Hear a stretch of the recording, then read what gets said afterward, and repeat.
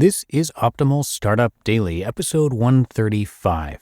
Do you really need a CFO? By Dr. Jeff Cornwall of drjeffcornwall.com. And I'm your host, Dan, and this is where I read to you from some of the best blogs on entrepreneurship each and every day. And now let's get right to our post from Jeff Cornwall as we start optimizing your life. Do you really need a CFO? By Dr. Jeff Cornwall of drjeffcornwall.com. Maybe it's time for you to get a controller. I have said that to entrepreneurs more than once over the past few months. In every case, all of these companies had already brought in a person designated as CFO, Chief Financial Officer, to lead the financial aspects of their company. And in every case, that was the wrong type of person to hire for the specific needs of these companies. What should be your first hire? Entrepreneurs who experience significant growth in their business may eventually hear this advice, be it from their CPA, their banker, or other entrepreneurs.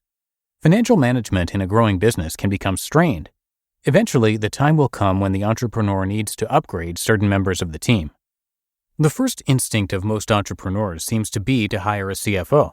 In some cases, this may be the right choice, but in many situations, a controller or even a senior-level bookkeeper might be what's really needed. Let's assume what you need to get done is the following. Keeps accurate records of financial transactions and also creates basic financial statements, income statement, and balance sheet using accounting software.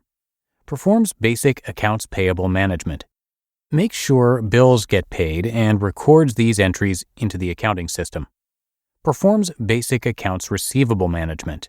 If the business has to send invoices to customers to receive payment, sends out invoices monthly. If this is the list of functions that need to be taken care of, you really need a senior-level bookkeeper. These are the functions that would be in the job description of an experienced bookkeeper. What comes next?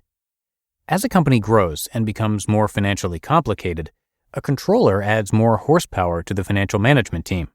Depending on the nature of the company, this often happens when the business grows to about $1 million to $3 million in revenues. Although I have seen companies much larger than that get by with a solid bookkeeper and a hands-on outside CPA.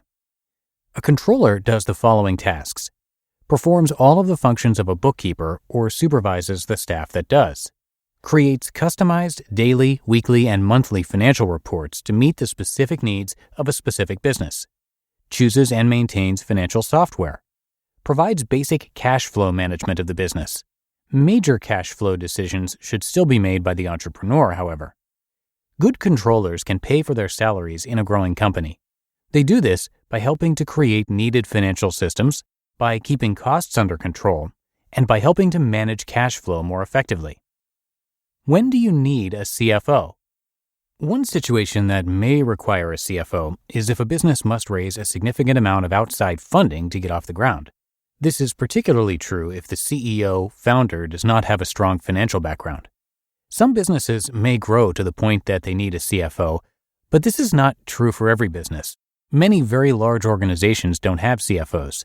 If the capital needed for growth must come from complex debt instruments, private equity, or venture capital, a CFO is likely to be an important addition to the leadership team.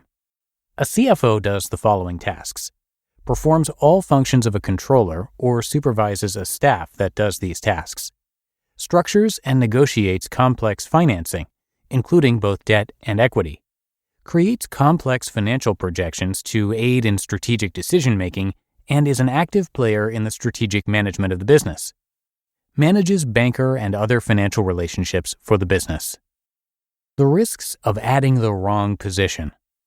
One risk of hiring the wrong person is that you end up overpaying for what you really need to get done. The typical salary of a controller can often be at least twice as much as the salary of a senior bookkeeper, and an experienced CFO earns easily twice as much as a controller. If a CFO does not have enough work to do in the financial management of the firm, idle hands can become the devil's workshop.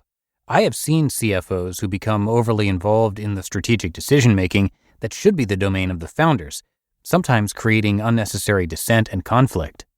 The titles bookkeeper, controller, and CFO often get tossed around rather loosely. Many entrepreneurs give the title of CFO to people who are not qualified to be one. They may do this to help bolster the external perception of the company or simply to offer a nominal reward to someone in place of higher salary. However, to bankers and investors, titles within the financial management of a business have specific meaning. If you give the title of CFO to someone with the knowledge and qualifications to be a senior bookkeeper, you may destroy the credibility of your business with bankers and investors. Finding the right person. Use your advisors, CPA firm, your banker, and your network of experienced entrepreneurs to determine what type of financial professional your business actually needs. Once your needs are clearly established, these same people can also help you find a pool of candidates to interview. You just listened to the post titled, "Do You Really Need a CFO?" by Dr. Jeff Cornwall of drjeffcornwall.com. And I'm going to tell you more about Dr. Jeff in a sec, but first, thank you to Gusto. I've shared some of what small business owners have said about them, and here are some more real people that you might not have heard from yet.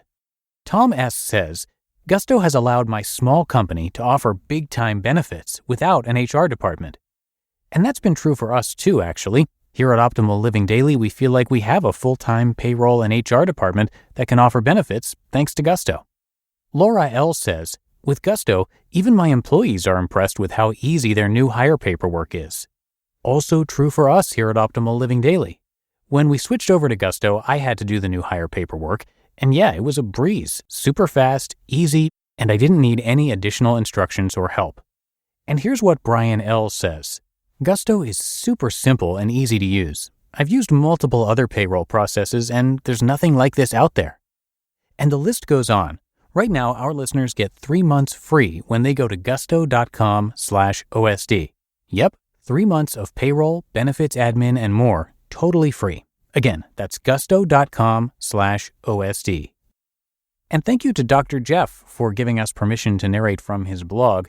Growing up, entrepreneurship and small business was normal dinnertime conversation at the Cornwall household.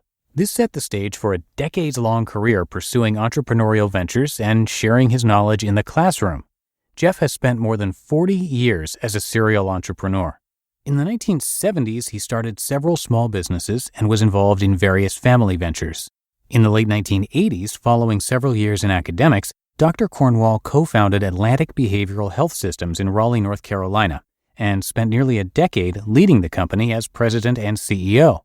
After growing to more than 300 employees, he and his partners sold most of their healthcare holdings. After the sale, Dr. Cornwall decided it was time to return to the classroom to share his experience and knowledge with aspiring entrepreneurs. He's now the president and CEO of the Entrepreneurial Mind, and his blog was named one of the 100 best websites for entrepreneurs by Forbes magazine, so definitely worth checking out. Come by drjeffcornwall.com for a lot more articles. But that does it for today here on Optimal Startup Daily. Have a happy Friday and start to your weekend, and I'll see you back here tomorrow, where your optimal life awaits.